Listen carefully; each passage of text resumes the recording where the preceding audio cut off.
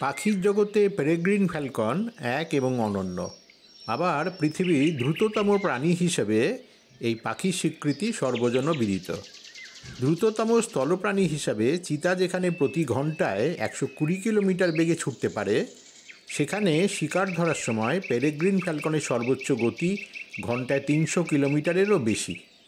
এছাড়া ব্যতিক্রমীভাবেই স্ত্রী peregrine Falcon আকারে পুরুষের চেয়ে প্রায় 30% বড়।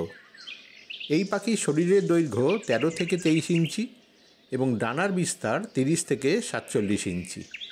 পুরুষদের ওজন 330 থেকে 1000 গ্রাম হলেও স্ত্রী পেরেগ্রিন ফ্যালকনের ওজন 700 থেকে 1500 গ্রাম পর্যন্ত হয়ে থাকে।